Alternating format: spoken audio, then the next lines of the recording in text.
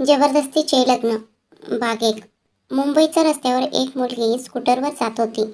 ती मुलगी निळा टॉप आणि पांढरी जीन्स घातली होती.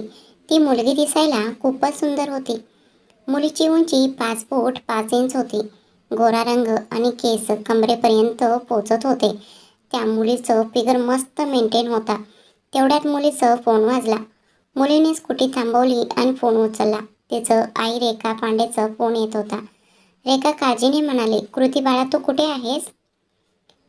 घरी कधी येणार आहेस? मम्मा, मी रस्त्यात आहे. मी थोड्या वेळाने घरी पोहोचेन. रेखाला धीर देताना कृतिका म्हणाली, ठीक आहे बाळा, लवकर ये. असे म्हणत रेखा फोन डिस्कनेक्ट करते. कृतिकाने फोन ठेवला आणि पुन्हा स्कूटी चालू केली. दुसऱ्या बाजूला एक हँडसम मुलगा गाडीच्या बोनेटवर बसला होता आणि जवळ उभा असलेला मुलामुलीकडे रागाने पाहत होता. तेवढ्यात जॉन म्हणाला, सर, या मुलाने आणि मुलीने आमच्या कंपनीत मोठी फ्रॉड केली आहेत. त्यांनी आमची बातमी दुसऱ्या कंपनीला पाठवली आहे. जॉन त्या हँडसम मुलाचं असिस्टंट होता. तो मुलगा गाडीच्या बोनेटवरून खाली उतरतो आणि त्याच्याकडे जातो. मुलगा 6 फूट उंच आणि गोरा रंगाचा होता. तो मुलगा म्हणतो की, तुम्हाला माहिती आहे ना, मला खोटं बोलणारी आणि धोकेबाज लोक अजिबात आवडत नाही. जॉनी, ह्या लोकांना अशी पनिशमेंट करा की त्यांना पुन्हा नोकरी कुठेही मिळणार नाही. तो मुलगा खूप रागाने म्हणतो. हो सर, जॉनी पटकन म्हणतो. मुलगा आणि मुलगी विनवणी करत होते. प्लीज आम्हाला माफ करा सर, आम्ही चूक केली, पुन्हा असं कधी होणार नाही. मुलगा आणि मुलगी दोघंही जवळजवळ रडत होते. तो हँडसम मुलगा म्हणाला, चुकांसाठी माफी नाही, पण शिक्षा आहे, असं म्हणत तो निघून जाणार आहे. तेवढ्यात मुलगा आणि मुलगी दोघंही मुलाच्या पायावर पडतात आणि माफी मागू लागतात. तेवढ्यात कृतिकाची स्कूटी तिथून जाते. कृतिकाची नजर त्या मुलांकडे जाते, ज्याच्या पायावर मुलगा आणि मुलगी दोघंही डोकं टेकून पडले होते. हे सर्व पाहून कृतिकाचे रक्त उकळते. कृतिका रागाने तिची स्कूटर थांबवते.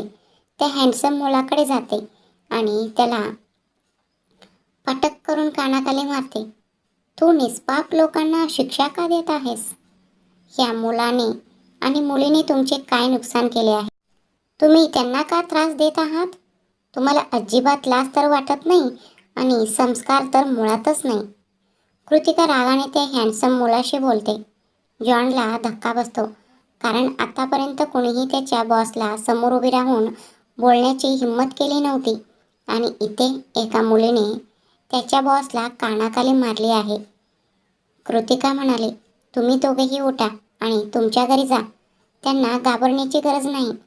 कृतिका त्यांना उठवून तिथून घेऊन जाते आणि ती स्वतः तिथून तिच्या स्कूटीवरून निघून जाते. हँडसम मुलगा खूप रागाने मुठ्ठी एवढून म्हणतो की, ही मुलगी कोण आहे ते आधी शोधा. तिने आर्यन शिंगाणीवर हात उचलण्याची हिंमत केली आहे. यस सर, जॉन म्हणतो. हा हँडसम मुलगा दुसरं कोणी नसून आर्यन शिंगाणिया होता.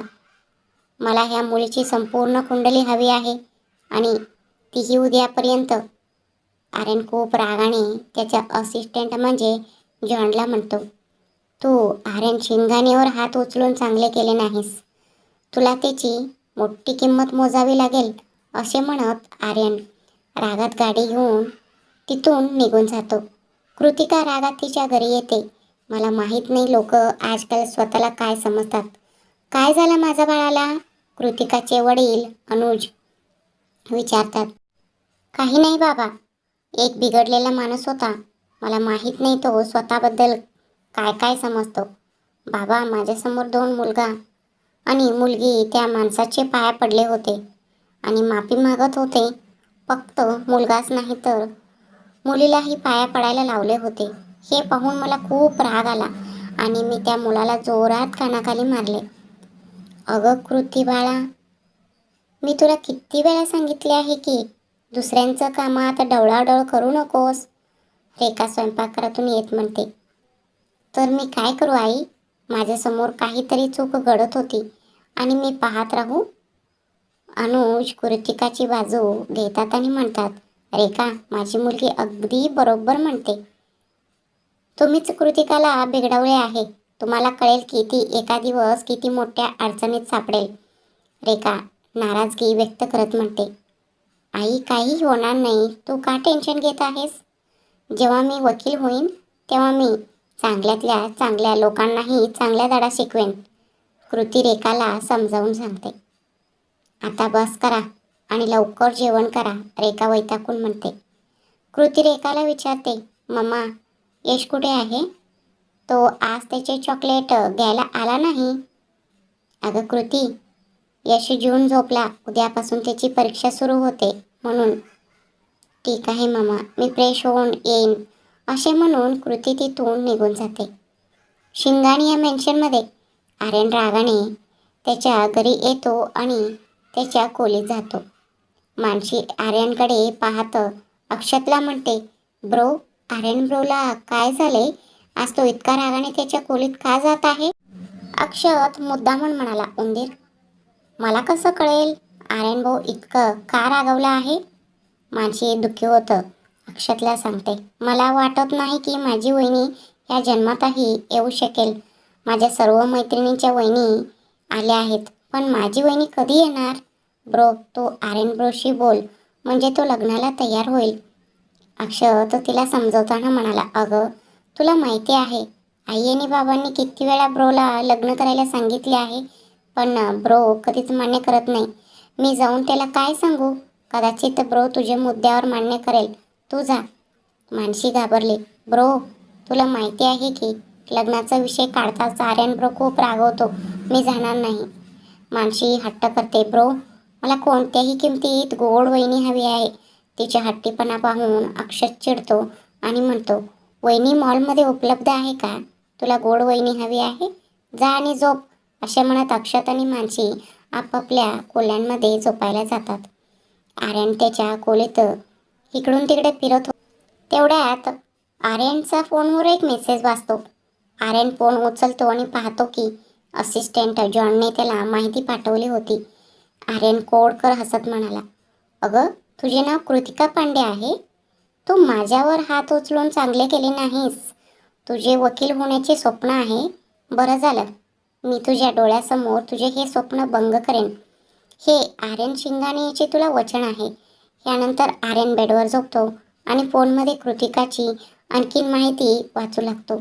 कृतिकाची माहिती वाचल्यानंतर आर्यनला समजले की कृतिका एक धाडसी आणि निर्भय मुलगी आहे. ती कोणालाही घाबरत नाही. आर्यन माहिती वाचताना तो कधी झोपला हे त्याला कळतही नाही. सकाळची वेळ होती. कृतिका पटकन नाश्ता करून तिच्या कॉलेजला निघून गेली. कृतिका IGM कॉलेजमध्ये शिकत होती आणि BSc सेकंड इयरला होती. कृतिका पटकन तिच्या वर्गात गेली. दुसरीकडे आर्यन आज ऑफिसला गेला नाही आणि कृतिकाच्या कॉलेजला गेला. आर्यन त्याच्या गाडीतून खाली उतरताच त्याला कृतिका आणि समोरच्या बागेत काही मुले दिसली. सगळेच हसत कृतिकाशी काहीतरी बोलत होते. कृतिकाला मुलांसोबत पाहून आर्यनला खूप राग आला आणि तो थेट प्रिन्सिपॉलच्या ऑफिसमध्ये गेला. आर्यन प्रिन्सिपॉलच्या ऑफिसमध्ये प्रवेश करताच त्याला पाहताच प्रिन्सिपॉल उभे राहिले आणि नम्रपणे म्हणाले, सर तुम्ही इथे? मलाच बोलायला हवे होते, मी स्वतः आलो असतो, असे म्हणत त्यांनी आर्यनला बसण्यास सांगितले. प्रिन्सिपॉल साहेब, मला तुमच्या कॉलेजची BSc second year student Kritika पांडेला भेटायचे आहे. ते खूप महत्त्वाचे आहे. आर्यन कोणत्याही भावशून्य नजरेने म्हणतो. ह्या मुलीने कुणाचे तरी हात किंवा पाय मोडले असेल म्हणूनच तिला सर बोलवत असेल असे प्रिन्सिपॉल स्वतःशी विचार करतात. सर मी त्या मुलीच्या वतीने तुमची माफी मागतो. प्रिन्सिपॉल सर हात जोडून म्हणाले. प्लीज प्रिन्सिपॉल साहेब त्या मुलीला फोन करा. यावेळी आर्यन थोडं रागात म्हणाला. आर्यनचा राग पाहून प्रिन्सिपॉल घाबरले. हां सर, फक्त 1 मिनिट म्हणत घाबरून लँडलाईनवरून कृतिकाला फोन करायला सांगतात. कृतिका ती तिच्या मित्र राहुल आणि विकीसोबत बागेत बसून बोलत होती तेव्हा एक मुलगी येते आणि तिला सांगते, कृतिका प्रिन्सिपॉल साहेबांनी तुम्हाला त्यांच्या ऑफिसमध्ये बोलवले आहेत. राहुल विकी हसत म्हणाले, कृतिका आता तू काय केले आहेस यार? कुणाचे डोके फोडले आहेस? मी ऑफिसमधून परत आल्यानंतर तुम्हाला दोघांना सांगेन, असे म्हणत कृतिका तिथून ऑफिसमध्ये जाते. कृतिका प्रिन्सिपाल साहेबांचं केबिनवर टोठावते. May I come in sir? Yes, welcome miss Kritika. Kritika आत जाताच पटकन म्हणाली, सर तुम्ही मला बोलवले का? हो, हे आहेत आमचे कॉलेजचे अध्यक्ष मिस्टर आर्यन शिंगाणिया. प्रिन्सिपाल आर्यनकडे बोट दाखवत म्हणतात. कृतिकाने आर्यनला पाहताच तिला धक्काच बसला आणि ती आश्चर्याने म्हणाली, तू?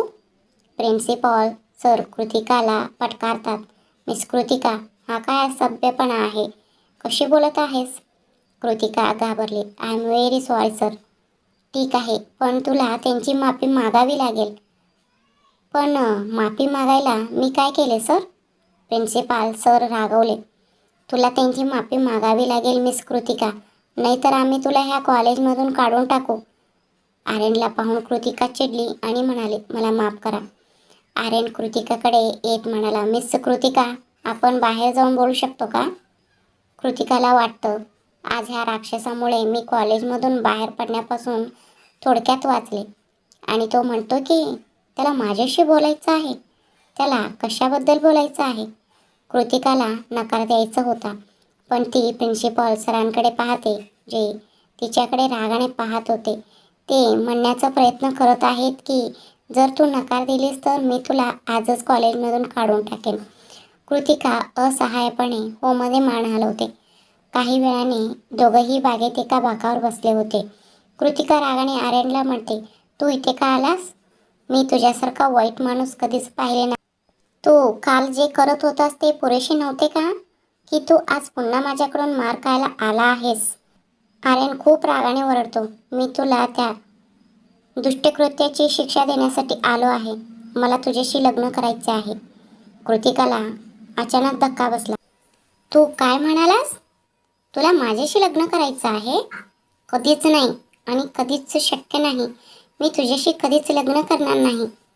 आर्यन रागात कृतिकाचा दोन्ही हात धरून म्हणतो, मला हवे असेल तर मी 2 मिनिटात तुझे आयुष्य उद्ध्वस्त करू शकतो. मला हवे असेल तर मी तुला आत्ताच माझी कॅप्ट वुमेन बनवू शकतो आणि मी तुझ्या सोबतच तुझ्या कुटुंबाचा उद्ध्वस्त करू शकतो. ही तुझी चॉईस आहे. तुला काय हवे आहे तुझं तू बघ. तुझ्या त्याग की तुझ्या कुटुंबाचा उद्ध्वस्त? तुला एक दिवस निर्णय घ्यायचा आहे. पण मी तुला वचन देतो, मी तुला माझ्याशी लग्न करण्यास नक्कीच भाग पाडेन.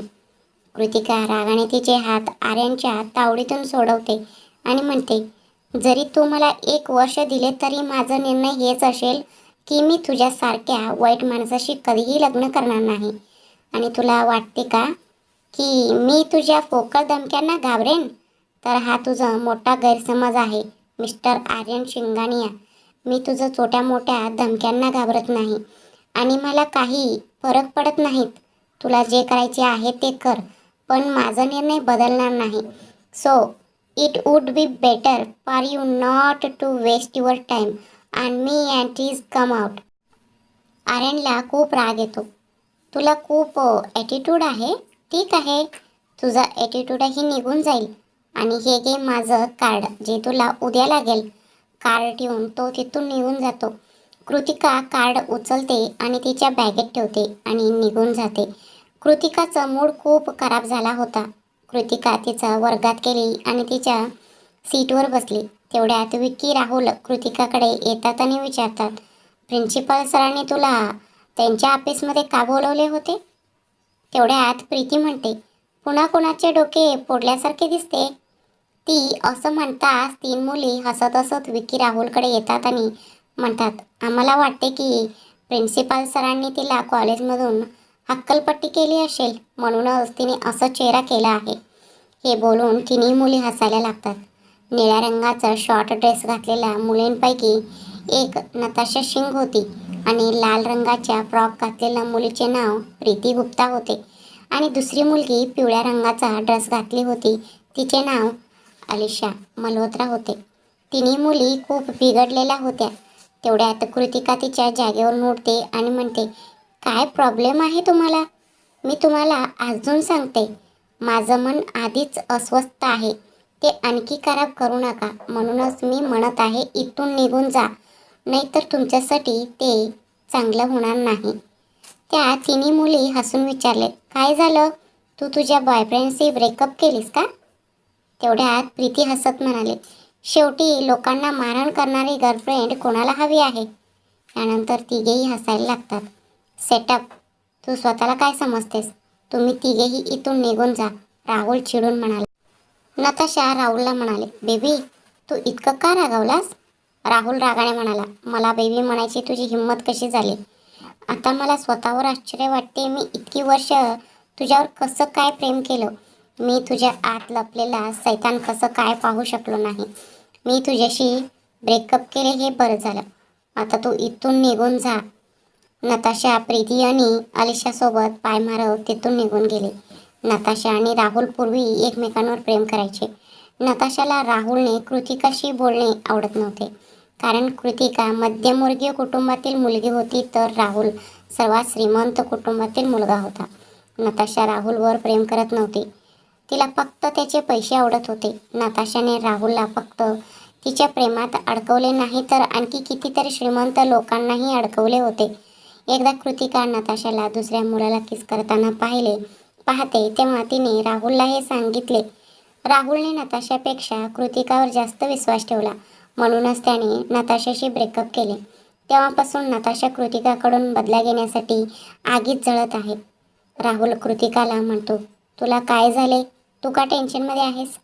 कृतिका अस्वस्थ चेहरा बनवत म्हणाली, काही नाही, मी घरी जात आहे. विकी आश्चर्यचकित होतो, तू घरी जात आहेस का?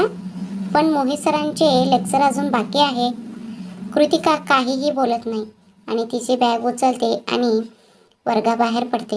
राहुल आणि विकी कृतिकाला काय झाले ते समजू शकले नाही. सकाळपासून कृतिका नॉर्मल होती, पण कृतिका प्रिन्सिपाल सरांच्या ऑफिसमधून आल्यापासून ती बदललेली दिसत होती. कृतिका आर्यनच्या बोलण्याने घाबरणारी मुलगी नव्हती, पण ती घाबरली होती जेव्हा आर्याने तिच्या कुटुंबाला उद्ध्वस्त करण्याची धमकी दिली. कृतिका मनात विचार करते, माझ्या कुटुंबाला काहीही होणार नाही. तो फक्त असंच म्हणत आहे. मी माझ्या कुटुंबाला काहीही होऊ देणार नाही. काही वेळाने कृतिका तिच्या घरी पोहोचते. तिची आई हॉलमध्ये सोफ्यावर बसून टीव्ही पाहत होती.